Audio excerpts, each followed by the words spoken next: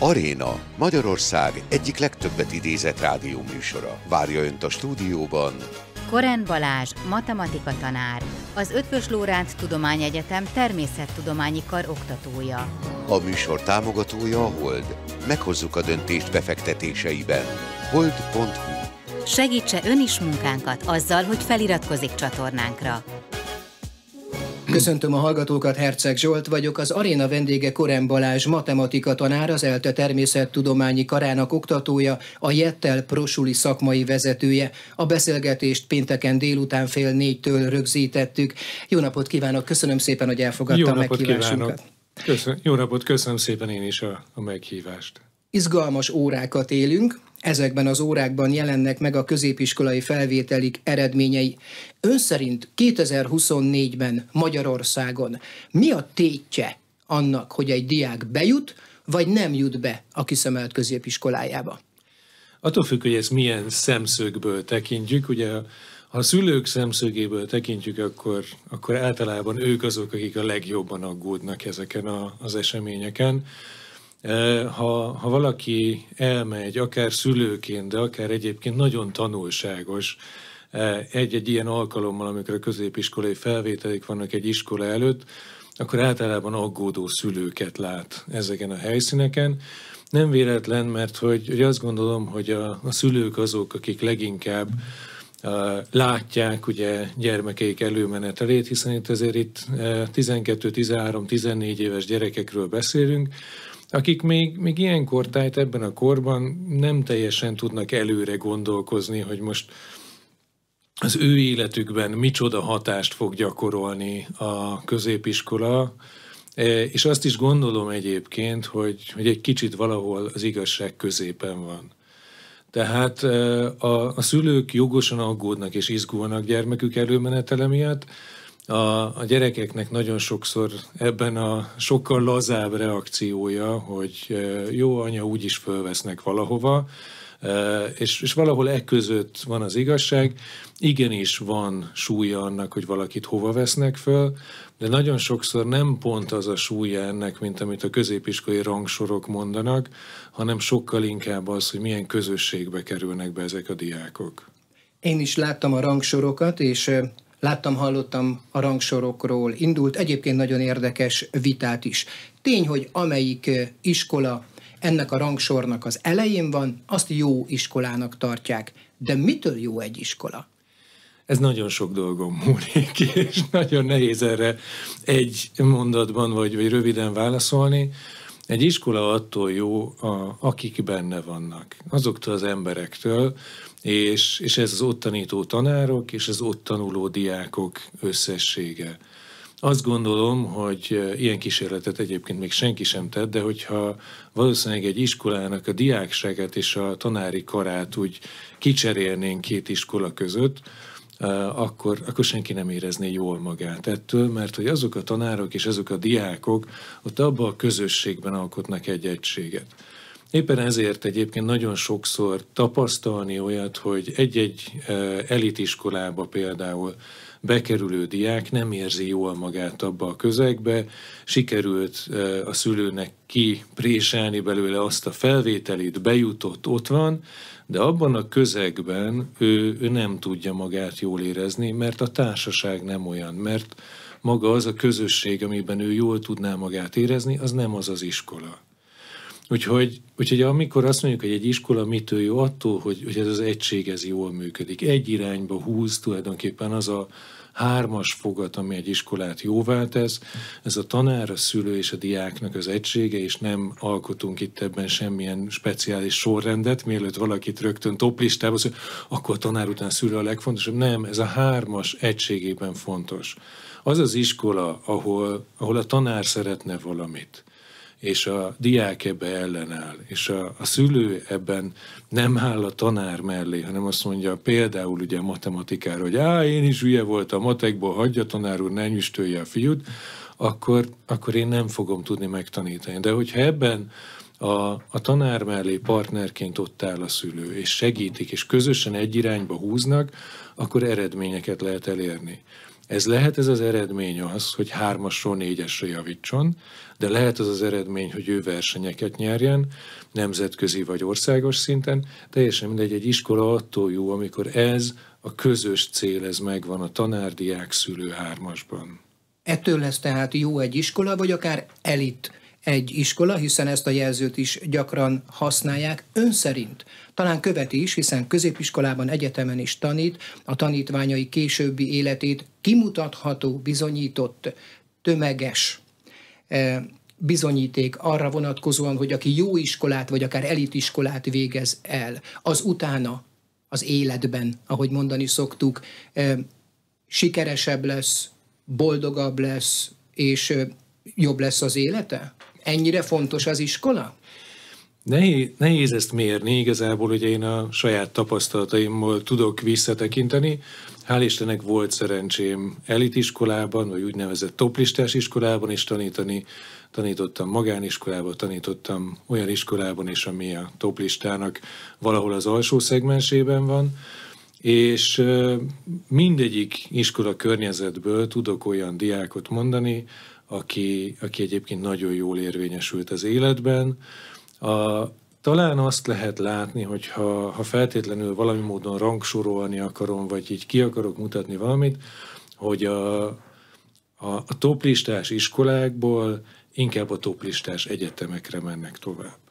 Na most ez azt jelenti, és megint itt, hogyha szülői fejjel gondolkodunk, ha én szülőként olyan háttérből származom, egyetemet végzettek vagyunk, és azt szeretném akkor a gyermekemnek is, hogy egyetemet végezzen, akkor az a célom, hogy ő egy toplistás, tényleg jó egyetemet végezzen el, akkor én már azt mondom, hogy olyan középiskolába próbálom bejuttatni, ahonnan ő utána jó eséllyel egy olyan egyetemen fog tovább tanulni, ami nekem megfelel az igényeimnek. De hogyha a másik oldalát tekintem, ma már ugye egy olyan világot élünk, ahol nem feltétlenül az egyetemi diploma, ami meghatározó abban, hogy ki mit fog csinálni.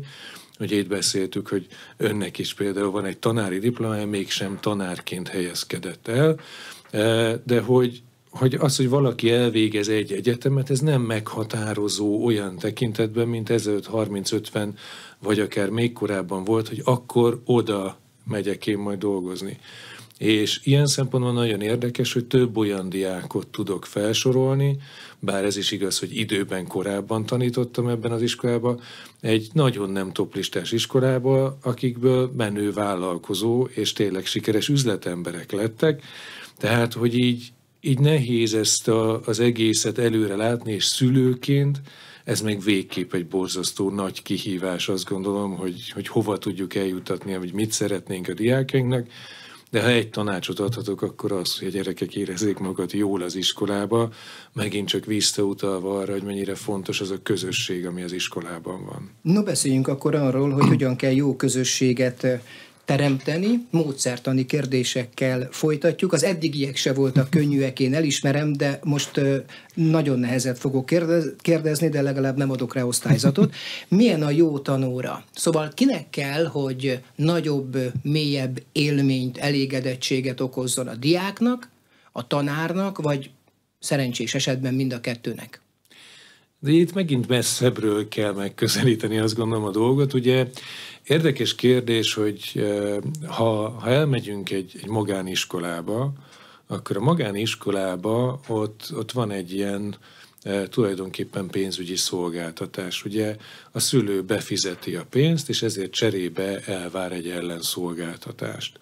Ugye itt mi történik? Hát ő megveszi azt, hogy az ő gyermeke jól érezze magát, vagy jó osztályzatot szerezzen, vagy nagy tudást szerezzen.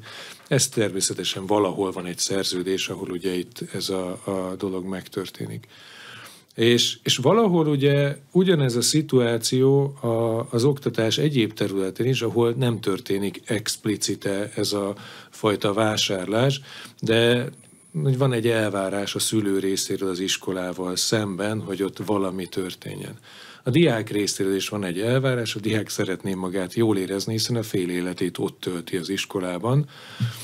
Nem véletlen, hogy nagyon sokszor ugye a diákok hazamennek, és ha megkérdezzük, mi volt az iskolában, akkor azért nagyon sokszor a szünetbe ezzel játszottam, fociztunk, gólt rúgtam, ez történt, amaz történt, az élményeikről fognak beszámolni. De visszatérve a tanórai környezetbe is egyrészt nagyon fontos, hogy élményeket kapjanak a diákok. Főleg a mai diákság, aki azért úgy növekszik fel, hogy folyamatosan impulzusokat kap, ugye az okostelefonja, az internet, a TikTok, a mindenféle egyéb szolgáltatások folyamatosan ellátják impulzusokkal, ezeket a diákokat beültetjük, és azt mondjuk, hogy jó, most akkor tedd a térdedre a kezedet, és ülj csendben 45 percen keresztül, akkor elveszítettük őket. Nem azért, mert ők rosszak, hanem azért, mert egy olyan világban nőttek föl, ahol ez már egész egyszerűen nem működik. És amikor azt mondjuk, hogy mitől lesz jó egy tanóra, attól, hogy jól érzi magát mindenki ott. A tanárnak is jól kell magát éreznie, a tanárnak nem egy szolgáltatónak kell lenni visszautalva az egész, hogy na, fizettek akkor innentől kezdve, mert ez meg a másik fel nem érzi jól magát a munkahelyen, akkor munkahelyet fog váltani, hiszen nem jó neki ott. Ha a diák úgy tud hazajönni az iskolából, hogy tanult valamit, és közben még jól is érezte magát, akkor ez nagyon jó. De még egy dolgot az mindenképpen hozzátennék, nagyon fontos az, hogy a diáknak a korlátait azt valahogyan tágítani kell. Tehát ha jól érzem magamat az iskolában, az nem azt jelenti, hogy innentől kezdve, hát hogyha most feladok neki egy feladatot, akkor biztosan rossz kedve lesz, akkor inkább nem adok neki feladatot. Nem. Úgy kell feladni azokat a feladatokat, hogy érezze, hogy ettől ő fejlődni fog. És ez azt gondolom, hogy pont a most felnövekvő generációnak nagyon fontos, aki folyamatosan megkérdőjelez mindent. Megkérdőjelezi, miért kell ezt most megtanulnom. Miért kell megtanulnom a Pitagorasz tételt. És ha én erre mindig csak azt tudom mondani, hogy azért, mert benne van a tankönyvben, vagy mert majd érettségén szükség lesz, akkor egy idő után azt fogja mondani, jó, de akkor én nem biztos, hogy akarok érettségizni. Látta azt a mémet egyébként már az interneten, hogy eltelt egy újabb nap, és ma sem volt szükségem a Pitagorasz tételre? Matematika tanárként hogyan tudnám megoldani, hogy ez a mém meg se szülessen? Azt gondolom, hogy nagyon sok olyan mém és nagyon sok olyan montás van ma Magyarországon. Ez nem Magyarországról származik ez a mémem egyébként, de például, tehát, hogy akkor inkább rákanyarodnék rögtön arra a másik mondásunkra, ami az aki tudja csinálja, aki nem tudja tanítja, amit tényleg egész egyszerűen ki tudnak kergetni a világból, mert hogy aki valaha tanított valamit, az nagyon jól tudja, hogy ez úgy működik, hogy eljutok arra a szintre, hogy valamit meg tudok csinálni, és utána még képzem magamat, hogy eljutok arra a szintre, hogy ezt meg tudjam tanítani másoknak. De miért alakulhatott ki ez a mondás Magyarországon?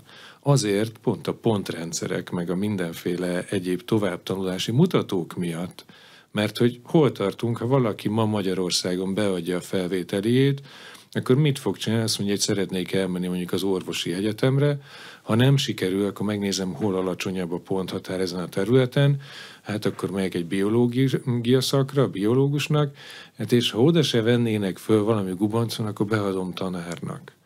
Tehát mi történik? A ponthatárok, a rangsorok pont ezt indukálják az emberbe, hogy hát aki nagyon okos, az csinálja, és orvos, és aki meg butább, aki nem képes csinálni, az meg elmegy tanítani. Holott ez nagyon fordítva van.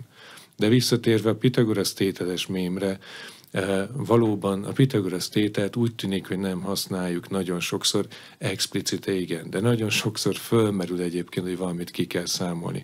Ma már például egy okostelefon, vagy egy monitor, ami itt van előttünk, ennek az átmérőt, kép átmérőt mondanak, micsoda, miről beszélünk, hány colos, meg hány centiméteres, és akkor utána megadnak képarányokat. Azt, hogy én ezt el tudjam képzelni, és rendbe tudjam tenni a fejembe, hogy ez mekkora lesz, és be fog-e férni a megfelelő helyre, ehhez bizony Pitagorasz tételre lesz szükségünk, hogy ezt meghatározzuk. A gyerekek sokszor mondják, és azt hiszem, hogy komplett nemzedékek nőttek föl Magyarországon, akiknek a többsége azt mondja, hogy bizony az iskolában nagyon sok unalmas és nagyon sok szükségtelen dolgot kell megtanulni. Akár konkrétan akkor az ön szakát nézve, kell-e, dolga-e a tanárnak, hogy nagyon élményszerűvé tegye azt a tanórát, akár egyénre szabva az egyes gyerekek érdeklődését, tehetségét, képességét figyelembe véve szabjon meg feladatokat, vagy ennek is van egy természetes határa, hogy hát gyerekek, azért ez ennél izgalmasabb már nem tud lenni, ennél élményszerűbb nem tud lenni? Azért mosolygok, mert hogy tehát nem bohócok vagyunk a tanteremben. Tehát az egy másik szakma, amikor az embernek az a célja, hogy szórakoztasson kizárólag, ezt nem tanárnak hívják. Ezzel együtt természetesen nem szabad elmenni sem abba a végletbe, hogy bohócok legyünk, sem abba a végletbe, hogy egy repetitív, unalmas magnókazettává váljunk, ahol megnyomjuk a gombot, és elmondja a tananyagot, és innentől kezdve valóban nem lenne szükség a tanárra, hiszen ezt meg tudná csinálni egy magnószallag. És megint az igazság valahol középen van. Igenis természetesen fontos, hogy a tanár képes legyen lekötni a diákokat, akik a tanteremben vannak, és azt gondolom, hogy nagyon fontos az, hogy értékes tudást tudjunk átadni. Akkor, amikor ma olyan világot élünk, hogy itt a mesterséges intelligencia, és már nagyon sok mindennel próbáltuk eltemetni a tanárokat, most éppen a mesterséges intelligencia fogja majd kiváltani a tanárokat, de nem fogja. Mégpedig azért nem, mert hogy egész egyszerűen szükség van egy olyan emberre, aki emberekkel foglalkozik, és ezt nem fogjuk tudni a gépnek kiszervezni soha. És amikor arról beszélünk, hogy a mesterséges intelligencia korába lépünk, akkor nagyon fontos az, amikor most ilyenkor mindenki azt mondja, hogy na, most már aztán tényleg nem lesz szükség tárgyi tudásra, hiszen majd én megkérdezem a mesterséges intelligenciát, mikor volt a Mohácsi vész. Természetesen meg tudom kérdezni. De ha erre a mesterséges intelligencia nekem azt mondja, hogy 1622. október 24, akkor el fogom ezt hinni neki? Ha igen, akkor nagy baj van. Mert hogy akkor vagy történelmet hamisítunk, vagy ostobák vagyunk, vagy valami gubanc jött a rendszerbe. Tehát a tárgyi tudásra továbbra is szükség van. Az egy másik kérdés, hogy lehetséges, hogy ezeket nem olyan mélységig, és nem úgy kell átadni. Sőt, azt gondolom, ez biztos, hogy ez így van, de nem lehet elengedni egy csomó dolgot az oktatásból. Ráadásul az oktatás jó esetben nem csak a tárgyi tudás átadásáról szól. Egy tanárnak ezt elvárják a szülők is, a törvény is, meg nyilván a legtöbb tanár saját magától is, nevelnie is kell azt a gyereket. Hogyha egy viszonylag nagy tananyagot sok és sokféle gyereknek kell átadni, ráadásul élményszerűen, jó, még nem bohóc a tanár, de azért olyan feladatokat talál ki, hogy az izgalmas legyen, akkor mikor és hogy jut idő arra a nagyon sok minden másra, amit még elvár a világ egy tanártól, a nevelő munkára? Én azt gondolom, hogy amikor belépek egy terembe, és elkezdek tanítani, akkor önkéntelenül a tudáson kívül átadok egy viselkedési normát is. A diák, a gyerek minta alapján tanul. Ugyanúgy, ahogy a szülőjétől is, ugye, amikor elkezdünk felnövekedni, azért tanulunk meg, ha mindenki 4 kézláb közlekedne egy gyerek mellett, akkor soha nem állna 2 lábra, bár lehet, hogy 2 lábra állna egy idő után és kiröhögni a szüleit, de ez egy másik kérdés, de valószínűleg sokkal később következne ez be. Mert hogy mi történik, azt látja, és az alapján fog tovább lépni. Miért vannak szuperhősös filmek? Azért, mert egy olyan mintát próbálunk adni, és miért akar mindegyik gyerek Supermannek, Batmannek, mit tudom én, bármelyik szuperhősnek öltözni? Azért, mert ez egy olyan minta számára, ami motiváló, amit szeretne követni. Tanárként, ha ott állunk a gyerekek előtt, és minta lehetünk a gyerekek számára, akkor ebben már van egy nevelés.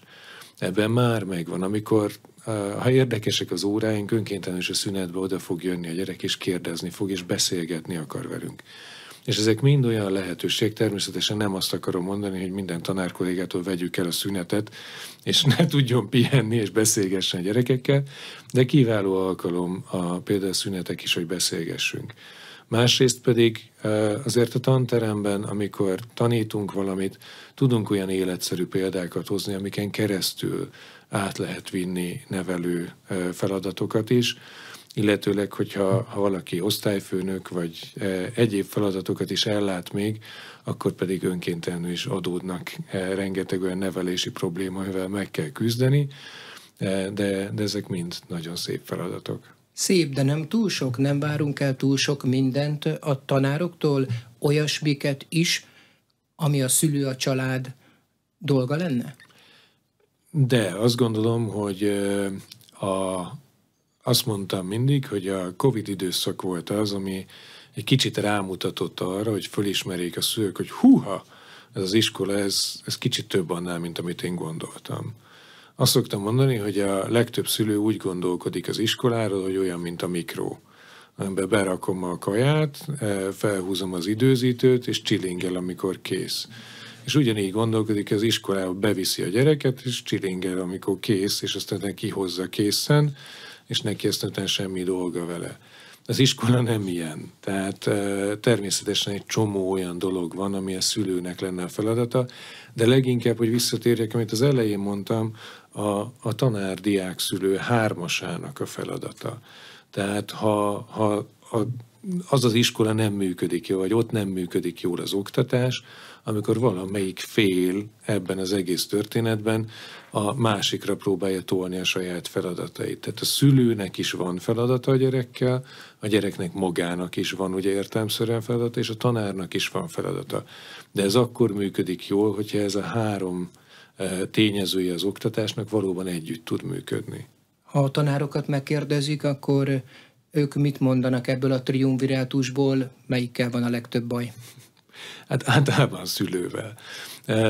És ez egész egyszerűen azért, mert még a diák formálható, a szülőnek van egy kialakult személyisége. És ezen már nagyon nehéz változtatni, ugye természetesen, másrészt nem is feladata ugye egy tanárnak, a szülőnek a nevelése. Tehát, hogyha itt ebben a helyzetben a hozott anyag az olyan, hogy nagyon nem fér össze egymással, akkor ebből nagyon nehéz előre menni. Úgyhogy itt azt gondolom, hogy a szülő szokott ilyen szempontból a legnagyobb probléma lenni ebben a triumvirátusban. Gyakori probléma az, hogy a szülők egy olyan iskolát várnak el a mai iskolától, amilyenben ők jártak annak idején? Abszolút. Hát hiszen azt ismerik. Tehát, hogy azt kell látni, most nemrég hallottam egy beszélgetés generációkról, hogy egész egyszerűen én nagyon nem szerettem nagyon sokáig a generációzást, mert azt mondom, hogy itt beskatujázunk embereket, de nagyon jó volt, mert rámutatott a beszélgetés arra, hogy a generációzás az igazából azt jelenti, hogy van egy minta, van egy alapnormális, amiben mi felnövekszünk, vagy felnövekedtünk, amit természetesnek tartunk. És mindenki ma Magyarországon ért a focihoz, meg az oktatáshoz, még egy csomó dologhoz is biztosan, de ezekhez nagyon. Az oktatásban ráadásul, ugye mivel mindenki járt iskolába, ezért azt gondolja, hogy ehhez ő tényleg ért, hiszen részt is vett benne, csak a másik oldalon. Na most éppen emiatt nagyon sok szülő van, aki azt gondolja, hogy akkor ő mégiscsak szülő lett, mégiscsak felnőtt lett, mégiscsak milyen jó ember lett belőle, akkor ahogyan ő tanult, úgy kell tanulni.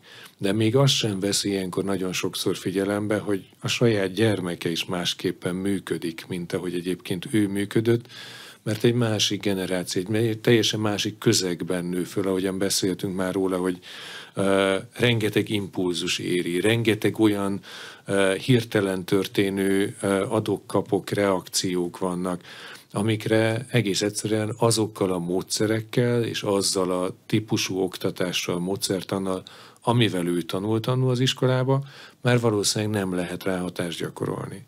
És nagyon sokszor van egyébként ez, hogy pont azok a szülők, akik olyan értelmiségi háttérrel érkeznek, és tradicionális nevelési elvekkel érkeznek, ők azok, akik nagyon sokszor a legnehezebben tudnak adaptálódni az új normákhoz, illetőleg ez az új rendhez, mert hogy ők fel tudják mutatni azokat az eredményeket, amiket ők a régi tradicionális nevelési elveik során, vagy elvek során megtanultak és elértek, úgyhogy így igazolva érzik azt, hogy már pedig ezt úgy kell csinálni, ahogyan ezt ők kapták annó.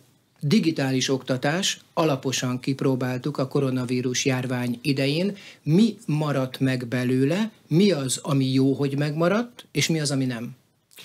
Hát, hogyha azt mondjuk, hogy mi maradt meg belőle, akkor nagyon sokan azt mondják, hogy hál' Istennek semmi, mert hogy hál' Istennek most már ott lehetünk a tanterembe, és nem kell digitálisan vacakolni.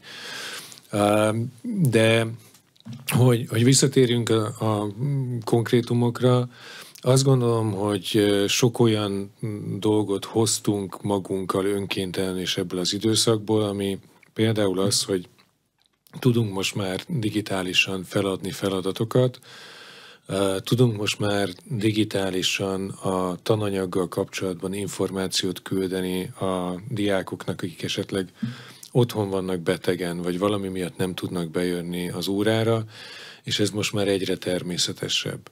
Amikor én jártam iskolába, és megint csak ugye egy ilyen generációs különbség van tulajdonképpen, akkor teljesen természetes volt, hogy én nem a tanártól kértem el a feladatot, hiszen nem is volt hozzá elérhetőségem, hanem a diáktársaim hozták a leckét, ugye, fölírták, és a többi. Ma már abszolút szinte természetes, hogy a tanárt célozzák meg, hiszen van elérhetőség, hiszen van egy olyan valamilyen digitális platform, aminek segítségével én el tudom kérni közvetlen a tanártól a feladatot. Nem feltétlenül természetesen minden diák alkalmazza ezt a dolgot, sokan vannak, akik ugye továbbra is élnek azzal a lehetőséggel, hogy de én beteg voltam, és nem tudtam tanulni, de aki szeretné, az így most jelenleg már a Covid után ezzel lehetőséggel élni tud. Kicsit elkopott egy csomó dolog a Covid időszaktól kezdve, tehát a Covid időszakban ugye teljesen digitálisak voltunk, utána volt egy időszak, amikor működött ez a hibrid oktatási forma, amikor ugye az időszak volt, hogyha valaki köhögött 2, akkor innentől kezdve rettegtünk tőle, hogy covidos, és ne jöjjön be az iskolába, és ugye ezek tulajdonképpen szinte teljesen egészséges diákok voltak, akik otthon ültek, és ekkor sok esetben volt erre erőfeszítés az iskola, a tanárok részéről, hogy ezeket a diákokat valami módon digitálisan próbálják meg bekapcsolni az oktatásba. Ez mostanra azért elmúlt. Tehát mostanra az látszik, hogy mindenki visszatért, csak a tanteremben tanítunk.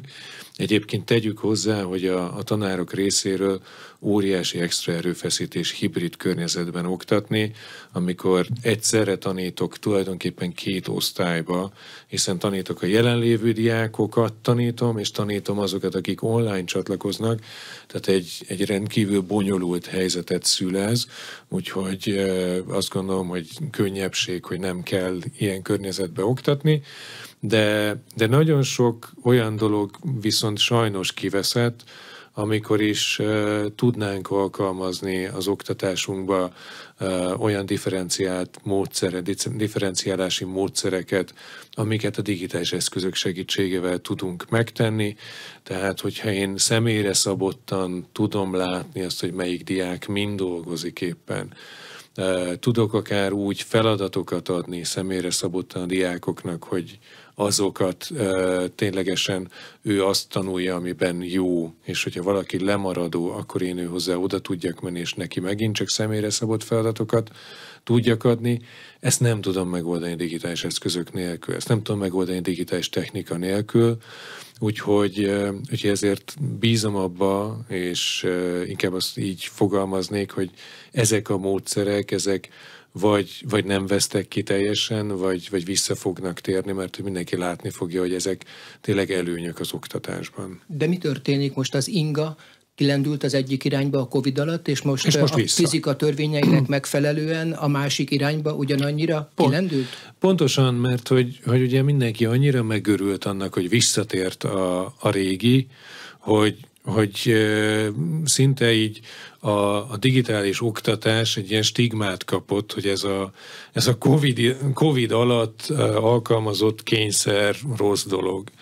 És emiatt nagyon sok pedagógus úgy végre eldobta magától, hogy most már akkor nincsen rá szükség, és most már nem kell ezzel foglalkozni, és majd szépen vissza fogunk térni, azt gondolom oda, hogy amiket említettem, hogy ezek a módszerek újra visszakerülnek az oktatásba. Talán most tartunk ott ebben a fázisban, hogy a mindent eldoboktól most már úgy kezdjük újra felszedni azokat, amik egyébként jók és hasznosak. No, akkor meg is indulnak majd a viták, hogy mennyi digitális eszköz, milyen digitális eszköz és módszer kell a korszerű oktatásban, és nyilván azonnal differenciálnunk is kell, hogy általános iskola alsó, vagy felső tagozat, középfokú vagy felsőfokú oktatás, hiszen ez sem mindegy.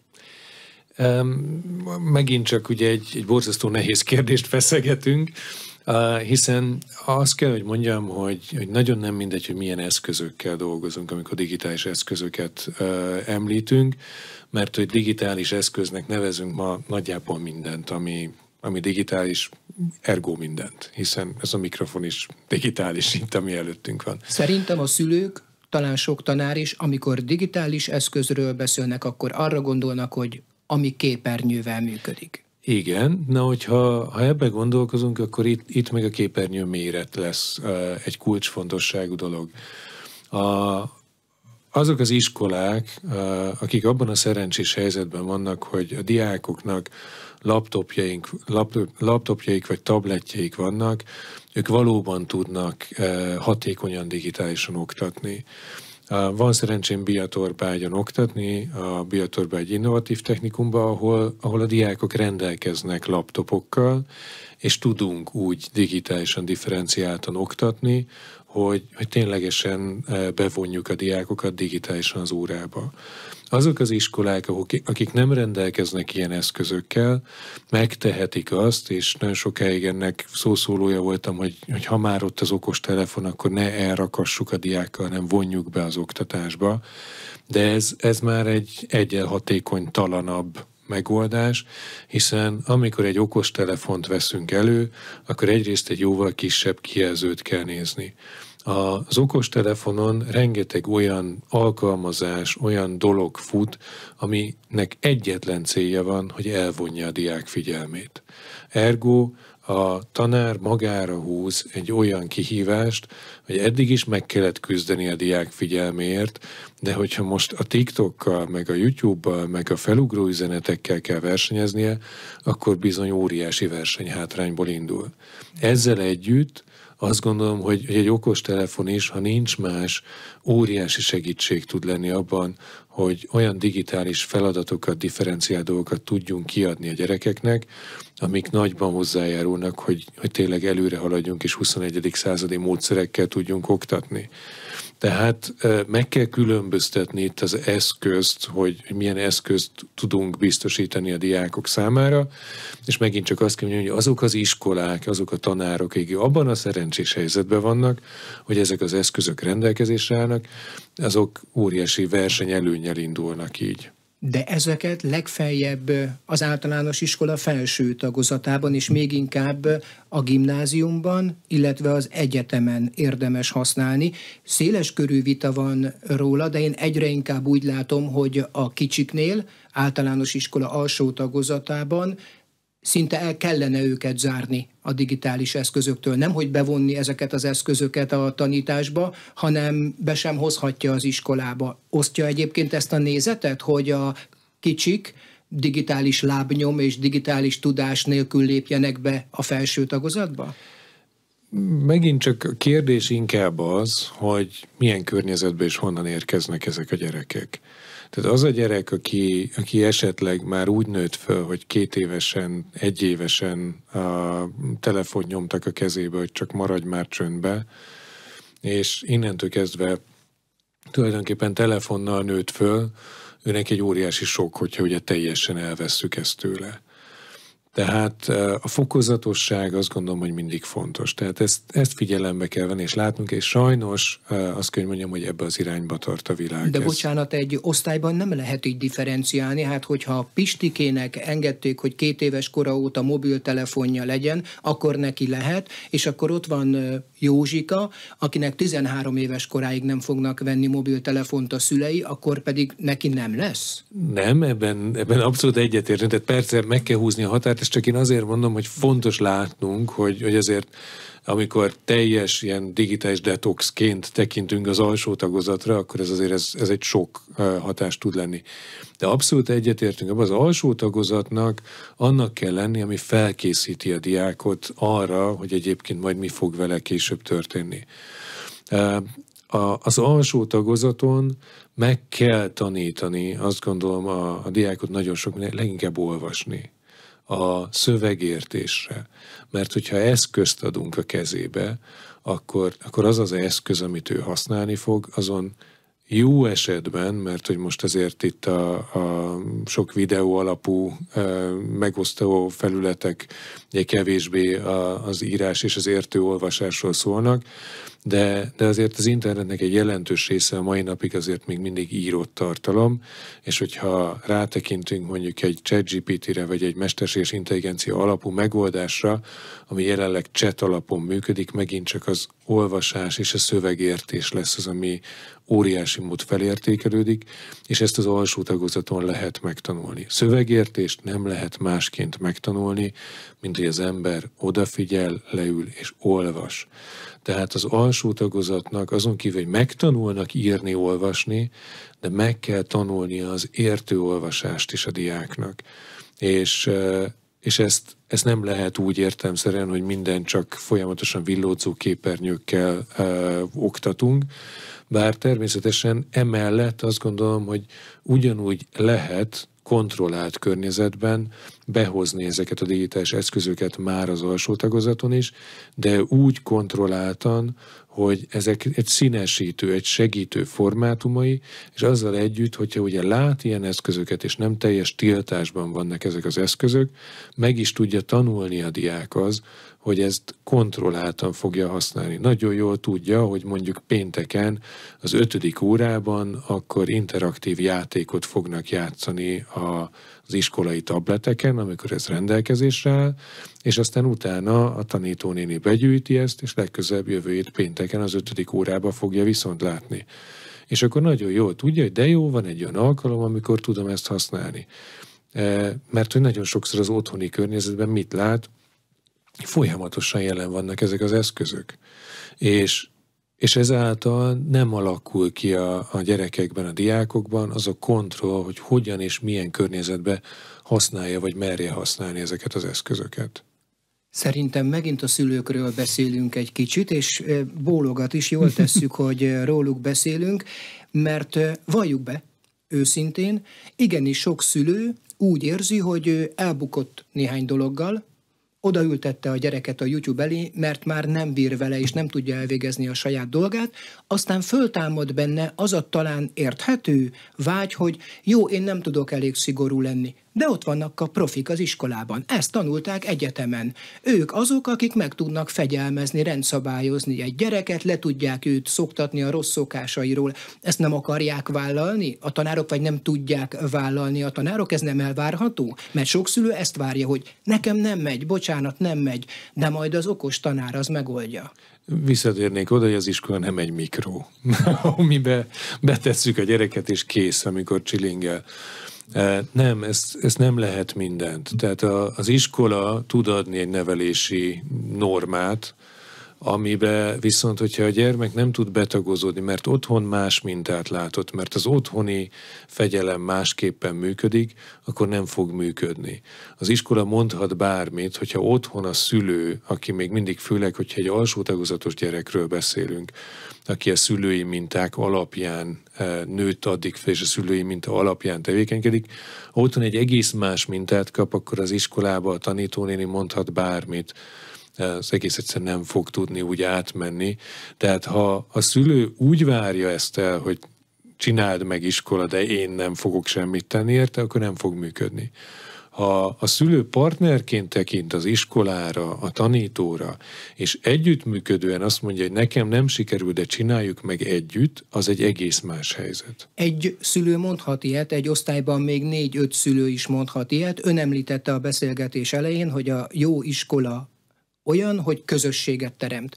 A szülők is sokfélék, akkor az iskoláknak, nyilván a szülőknek is abba kellene több energiát fektetni, hogy mondjuk egy 25 fős osztályban lehetőleg 24 szülő ugyanazt gondolja a 7 évesek mobiltelefonozásáról?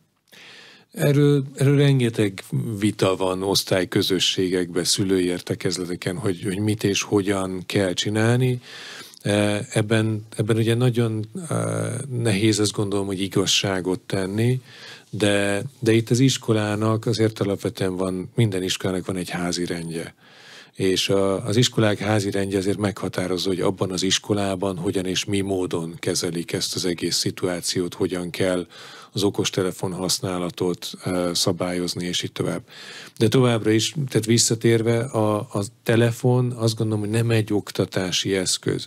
A telefon egy kényszer helyzet, hogyha nem áll rendelkezésre más eszköz, akkor nem jó, nem áll rendelkezésre más eszköz, akkor ha nincs ló, jó a szamár is, akkor lehet az okostelefont alkalmazni, de ne essünk át a ló túloldalára, hogy az okostelefonra tekintünk, mint oktatási eszközre. A digitális eszközök viszont kiválóan alkalmasak az úgynevezett projektfeladatok kiadására, megoldására. Egyre több ilyen van az iskolákban, ugye ezek azok a feladatok, amikor a gyerekeknek kisebb csoportokban kell közösen és együtt, de tanár nélkül megoldaniuk egy problémát, vagy alkotniuk valamit. De ennyi tananyag, ennyi oktatói és nevelői munka, és ilyen létszámú és ennyire sokféle gyerek mellett mennyi ilyen projektfeladat fér be még a gyerekeknek, akiknek valljuk be nagyon sok dolguk van. Az én gyerekem tegnap 3:48-ra ért be az iskolába, és mindenféle elfoglaltság miatt este 3:48-ra ért haza. Hát próbálnék valami jót mondani, sajnos nem sok. Tehát, hogy ez egy olyan helyzet, amire jelenleg a jelenlegi körülmények mellett nagyon kevés lehetőség jut, holott ezek a projekt alapú tanulási módszerek, a projekt alapú oktatás, azt gondolom, hogy a mai munkaerőpiacra való felkészítésben az egyik leghasznosabb dolog. Nagyon sok olyan lehetőség van, ahol a projekt alapú gondolkodást el lehet sajátítani. Itt gondolok arra, hogy például nagyon sok olyan, a robotika versenyek világa például pont egy ilyen, ahol egy projekt van, egy feladatot kell megoldaniuk, a gyerekek heteken, hónapokon át készülnek, építenek, terveznek, közösen dolgoznak, hiszen csapatban, utána beprogramozzák, kipróbálják, és aztán elválik, hogy a megoldásuk mennyire eredményes. Tehát egy nagyon, nagyon jó világ ilyen szempontból a robotika versenyeknek a világa. Lehetne még számtalan egyéb példát is hozni. Nagyon jó az, hogy most már az iskolákban vannak ezek az úgynevezett témahetek, és ezek a témahetek biztosítanak arra lehetőséget, hogy például projektalapú oktatást lehessen gyakorolni azon a héten specifikusan. Nagyon sok olyan külső segítő van, aki ezeken a témaheteken például behívható az iskolákba, és tudnak segíteni. Tehát, hogyha egy iskola úgy áll, hogy én szeretnék például projektalapon oktatni, de soha nem gyakoroltuk a projektalapú oktatást, akkor ezt valahol el kell kezdeni. És ez azt gondolom, ez a másik nagyon fontos dolog, amiről még nem beszéltünk, hogy a tanároknak amellett, hogy egyébként nagyon kevés idejük van, nagyon sok mindenre, nagyon kevés idejük van arra, hogy magukat képezzék, holott óriási szükség lenne arra, hogy egy pedagógus folyamatosan képes legyen megújulni, új módszertanokat elsajátítani, megtanulni, órákat látogatni, átmenni másik kollégához, és ellesni tőle, hogy hogyan kell ezt megcsinálni, átmenni nehogy Isten másik iskolába, és megnézni, hogy ott hogyan működnek a dolgok, mert ezekből tud megújulni, és beszélhetünk itt akkor egyébként, ha ez nem tud megtörténni, akkor itt a kiégés, pályaelhagyás és egyéb problémák is be tudnak jönni, de nem akarom az ördögöt itt a falra festeni, de hogy ezek mind-mind olyan dolgok, amikre óriási szükség lenne. Ezek a tartalmak egyébként hozzáférhetőek, meg vannak, csak a tanároknak nincsen idejük, vagy nem kapnak erre pénzt, vagy nincsenek is ilyen tartalmak? Itt inkább az idő szerintem a fő faktor. Tehát, hogyha egy tanárnak 24 órát kell tanítania, emellett nagyon sokszor azért tegyük hozzá, hogy kénytelen magántanítást, másodállást, egyebet vállalni még a munkája mellett, akkor amikor neki mérlegelnie kell, hogy alszom, vagy az alvástól, vagy a családtól veszem el az időt azért, hogy egy továbbképzésre elmenjek, ami ne adj Isten még esetleg pénzbe is kerül, nem csak az időmbe, akkor itt a döntést azt gondolom, hogy mindenki meg tudja hozni, hogy mit fog dönteni a tanár, és ezért talán nem is hibáztatható. Kihat egyébként ez, hiszen tanít az eltén is, középiskolában is jó nagy szeletét látja a pedagógusi pályának, hiszen a tanárképzésben is dolgozik, hogy nagyon sokan elkezdik a tanárszakot, de megdöbbentően kevesen helyezkednek el közülük a pályán. Ők egyébként már eleve úgy kezdik el, hogy tudják, hogy nem akarnak tanárok lenni? Van mind a kettő. Tehát van olyan, tudok olyat is mondani, aki úgy kezdte a tanárszakot, hogy ő nem akar tanítani, és aztán egy tanítási gyakorlat egészen megváltoztatta, és pedagógus lett, ebből van a kevesebb. De csak akartam mondani, hogy vannak pozitív példák ezen az oldalon is. Nagyon sokan vannak, akik egész egyszerűen, mondjuk főleg a matek tanárszakról tudok beszélni, hiszen erre látok rá. Egy matematika tanárszakkal el lehet helyezkedni bankba, programozói, egyéb fejlesztői vonalakon, és akkor, amikor ezek a pályák többszörös fizetéssel kecsegtetnek a tanári pályával szemben, akkor nagyon sok embert így el tud vinni a pályáról. Ide is tudnék nagyon sok példát mondani, aki akár évfolyamtársak, akár most nemrég végzettek, akik ezt az irányt választották, de azért hál' Istennek látni azt, hogy akik most ott vannak az egyetemen, azok között nagyon sok olyat tudok, aki szeretne tanítani, és kitart, és bízom benne, hogy ez a lelkesedése ez nem csak egy-két, hanem több évtizedig ki fog tartani. Úgyhogy ennek nagyon örülök. Viszont azt is látni kell, hogy még én egy 150 fős évfolyamban végeztem, addig most a bemenő diákszám az ennek közel a fele. Tehát egész egyszerűen már a bemeneti érdeklődés a tanítás felé az is nagyon megcsappant. Ráadásul ugye gondolom én komoly probléma lehet, ez lehet a záró gondolatunk a természettudományos oktatással és a természettudományos tanárképzéssel, mert matematika tanárt, pláne fizika vagy kémia tanárt kiváltképp nehéz találni, alig jelentkeznek ezekre a szakokra. Ez arra mutat rá, hogy már általános iskolától nagyon nagy baj van, ezt most nem fogjuk tudni részletezni, legfeljebb diagnosztizálni a matematika oktatással, a fizika oktatással, a kémia oktatással egészen a tanárszakig? Itt igazából szerintem arról van szó, hogy el kéne oda jutni, hogy a tanári pálya az egy hívogató dolog legyen. Akarjanak a diákok, tehát ahogyan egyébként ez egy nagyon érdekes, ha megnézzük a kisgyerekeket, egy kisgyerek számára az egyik legvonzóbb szakma a kukás autóvezető, mert hogy ez egy fantasztikus dolog. Aztán utána a tűzoltó, rendőr és így tovább, és folyamatosan átalakul, ma mindenki influencer akar lenni, mert most az a kecsegtető. A tanári pálya az egy influencer hivatás, és hogyha ezt el tudnánk érni, hogy be tudnánk mutatni, és meg tudnánk mutatni, hogy ez tényleg jó dolog, és emellett egyébként az anyagi és társadalmi megbecsülés társulna ehhez, nem csak a tanítás öröme lenne meg, akkor vissza tudnánk hozni azt, hogy legyenek lelkes tanárjelöltek, és jöjjenek minél többen tanárnak. Hány éve tanít? Közel 20. Szeret még tanítani? Igen. Ugyanazt az izgalmat érzi, mint az elején? Sőt, sokkal jobb. Tehát én most volt néhány év, amit kihagytam a közoktatásból, köznevelésből, és most visszatérve szeptembertől tanítok újra középiskolába, én nagyon-nagyon szeretem. Ez egy hivatás, ezt azt gondolom, hogy ez egy életre szóló dolog. Kicsit úgy érzem, mint amikor visszakaptam azt a szeretett hobbimat, amit nagyon nagy szeretettel művelek. Az arénát hallották, az Inforádióban Korem Balázs matematika tanár, az ELTE természettudományi karának oktatója, a Jettel Prosuli szakmai vezetője volt a vendégünk. Köszönöm szépen, hogy eljött. Köszönöm szépen én is. A műsort meghallgathatják az infostart.hu oldalon, és megnézhetik a YouTube-on. Ha tetszett a beszélgetés, iratkozzanak fel a csatornánkra. Az aréna elkészítésében Módos Márton, Szécsi Ágnes, Tatár Tímea és Szilágyi Zsolt segített, én Herceg Zsolt vagyok. Köszönöm szépen, hogy figyeltek ránk. A műsor támogatója a Hold. Nem csak vagyont, kockázatot is kezelünk 1994 óta.